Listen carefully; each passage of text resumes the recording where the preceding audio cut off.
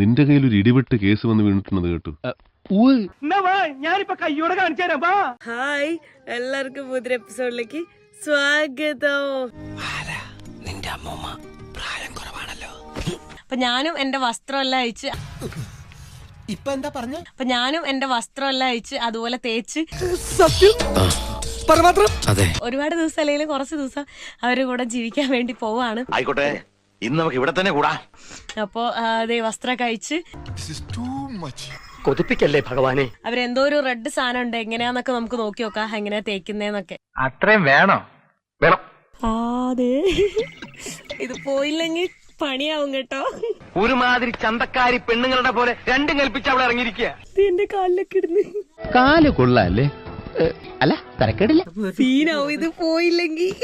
ആ കൊച്ചിന്റെ അവിടെ എന്തോന്നൊരു പാട് ഇവിടെ കാലിലൊക്കെ അതേ തേച്ചുള്ള റെഡി ആയിട്ടുണ്ട്. ഇതാണ് അപ്പൊ അതിന്റെ ഫൈനൽ ലുക്ക് കേട്ടോ. എങ്ങനെയുണ്ട്? ഫാൻസി ഡ്രസ് കോമ്പറ്റീഷൻ വല്ലതും ഉണ്ടോ? നന്നായിട്ട് ചേരുന്നുണ്ട്.